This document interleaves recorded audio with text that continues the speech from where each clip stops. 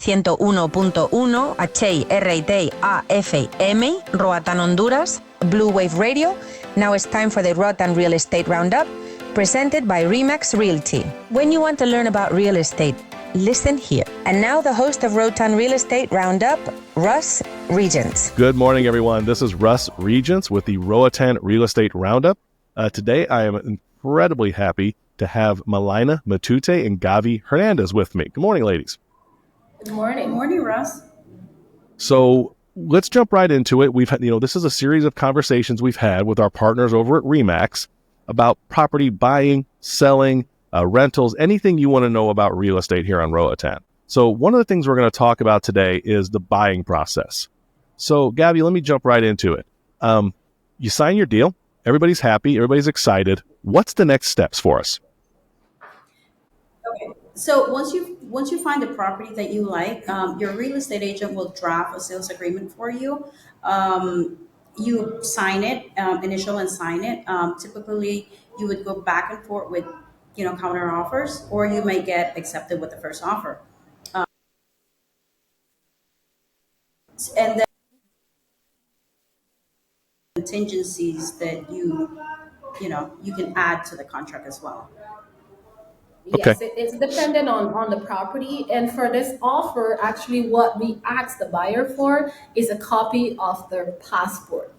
So we would need a few personal information for the contract, but basically that's the main thing, a copy of your passport as well. Okay. So I like hearing this. So it means I can come to Honduras, come to Roatan, and buy a property just with my passport. That is correct. Yes. Very nice. All right. So I know that, so once that happens, earnest money starts moving, people start, documents get serious. What's the time frame for wiring your earnest money? In other words, to make sure that you are guaranteed your property, but also if there's any issues, you can back out of it. What's that time frame look like?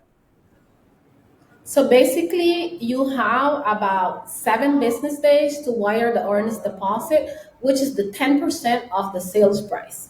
So once the deposit is received, the property goes under contract and it's off the market. Beautiful. Okay. And at that point, so we've talked about it. So I know one of the things that have changed in the last several years was the amount of property that you could buy. In other words, in 2000, I guess it was 6, we purchased our first property. We had to put it into a corporation. Now, 8 years later, we didn't have to do that. Some laws had changed. Can y'all go through that a little bit, what those changes were? Yes, sure. You want to go, Gavy? Yeah. So a person can buy 3,000 square meters, which is 0.75 of an acre, in their personal name. If it's over that size, then you have to form a corporation. Yes, and if a couple, wants to purchase property, like 2 properties, you can purchase 2 properties within that size under your name. One, do it individually if you do not want to form a corporation. So after that first property, then you do have to form a corporation. You would have to look a name for the corporation. You would be the administrator of the corporation. The attorney or normally, assign shareholders, which have to be Hondurans. The shareholders definitely have to be Hondurans. They sign over the shares to you. You hold your shares, your original shares. Whoever hold the shares or have the shares in their hand, they owns the corporation. So the attorney normally get someone that they trust or works with them so that they can have the shares definitely signed over to the administrator of the corporation. So Melaina, you referenced that the person who signs off on it, who's part of your corporation, does have to be a Honduran person, correct? That's correct. Okay. So my next question is, I'm assuming, and I was told this, so I'm assuming it's still true, you as the owner do not ever want to let those shares get out of your hands. In other words, you want to keep them in a very safe place because the shares equal ownership, right? Absolutely. You have to keep those documents, all original document, in a safe place. so that only you have access to them. So whenever you decide, if you decide to sell your property in the future or sell the corporation, you will need those documents as well. Okay, good.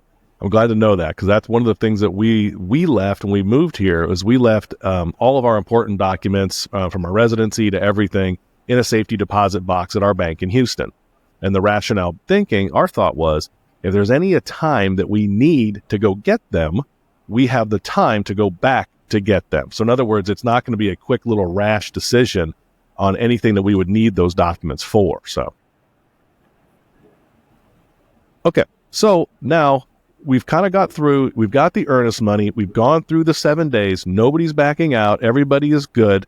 What are the next steps following that closing that should be done with the documents received? So what's our next step from there? One of the next step, Ross, is after you get an accepted offer, you have it accepted by both parties. You typically you would introduce your client to one of the attorneys that we usually use on the island.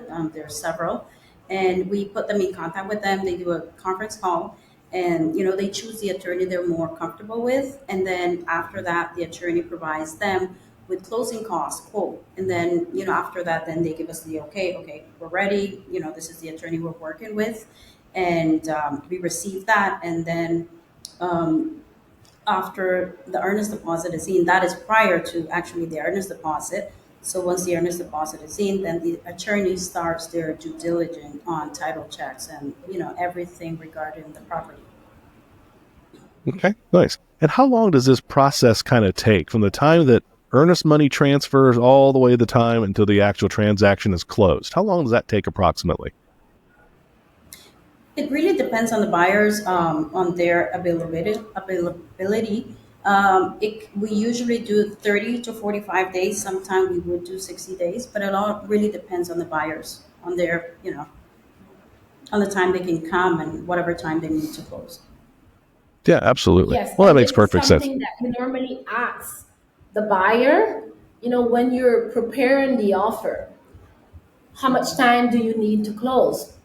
And also another thing that we need to keep in mind when we're writing this offer is if we have this relationship with the seller's agent, you can check with the agent and say, do you think we can close in 30 days? Do you think we can close in 60 days? So then you explain to your buyer, we would need to get this done. So we need 60 days to close this property. So that's something very important as well, so that you do not have to do extensions because of not asking that question if you can close, whether or not you can close 30 to 60 days. Okay. Sure. Yeah, that makes perfect sense. And I think that's a very quick time frame. I mean, it's very similar to North America, at least in the States where we're from. So it's very efficient. I like that. Okay, so the property closes, money is moving, everything's happening. What should new property owners on Roatan remember to do annually? So in other words, what are those little things that they need to do every single year? Because you just can't buy a property and then walk away and not do anything. So what do you need to remember, and what type of documents do you need for those processes? You have to remember to pay your property taxes. So once you close on your property, you get a copy of the previous receipt. You get a copy of that and a copy of your title and your passport. And you use that, then you can pay your property taxes with those. Sometimes you only really need a copy of the old receipt. Yes, and in addition to what Gavy just said, taking a copy of your escritura pública or title to the municipality, this would actually ensure that the municipality do the name change in their system, so that the property taxes no longer appear under the previous owner's name, and you would then have a paid property tax under your name. So that's very important as well. That's a great point. And it's funny, I was just kind of sitting here thinking back and comparing the two purchases we had made. So one was in 2007, and going to pay our annualized property taxes was a bit of a pain at the municipal. It was very difficult. The records weren't very accurate. It was always kind of a challenge. However, the municipal has greatly improved, I think, their systems, their training and everything, because now, to your point, When we first bought our second property, we went in and took our deed, or I'm always going to say that wrong. It's the escuela. How do you say that again? Say again? What's the document called? The title document? Escritura. That's it. I can never say that word. I always end up saying school. But so the very first time that we went and paid our property taxes, we took that document with us, and it was great. So now we've done it for, I guess, 9 years in a row, and now we just take our receipt from the newest receipt from the previous year. They take it, process everything, and they are just super efficient and really easy to work with, to say the least. Yes, they absolutely are. They also, at the municipalities, you can now use WhatsApp to contact the personnel there, and they would get a quote for you, and you can make payment online. If you're not in the country, you can still get your property taxes paid, and also your real estate agent can assist you with that if you're not in the country. Some companies, they charge a service fee to go to the municipality, get a quote for you, then the buyer, the owners, wires the money to the company, and the company get it paid and provide a copy of the paid receipt via email or WhatsApp. Yeah, that's brilliant. Well, and to your point, I think that's, customer service, right? I mean, it's user friendly. It's really good for everybody. And that's good that the municipal understands that people here can be transients and may not live here full time. But in the same breath, they want to pay their taxes. They don't want to get outside of the law. Right. One thing that jumped into my head is, and I'll give you a great example of customer service. So when we purchased our second property in 2016, it was the final purchase price was actually listed in lempiras, not in dollars. So they recorded it inaccurately. So we had paid our taxes for 2 or 3 years. And then all of a sudden, they had upgraded their system. We went in one year, and the young lady came over, and she said, "Hey, we have a small problem." I said, "Okay, no problem. What do we do?" She said, "Well, they misentered your information, the value of the property. So your property taxes are going to go up dramatically."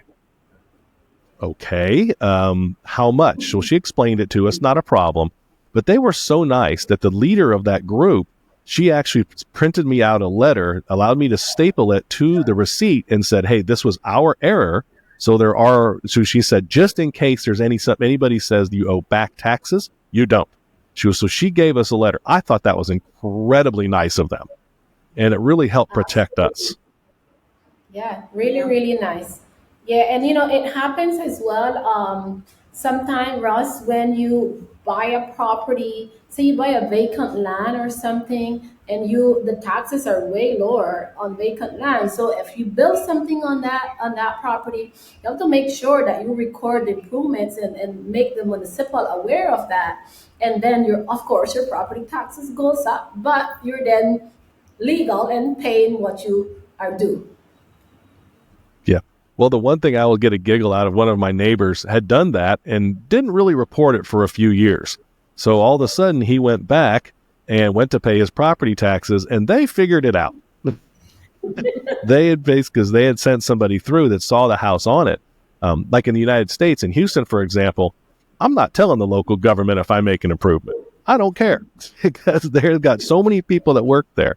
They don't need the tax money. Here, I think it's a good thing to, like you said, stay honest, stay current, because if you go to sell your property, it's better to have everything honest and done accurately and currently versus trying to figure it out when you're getting ready to sell. It just makes the process easier for everybody, it seems like.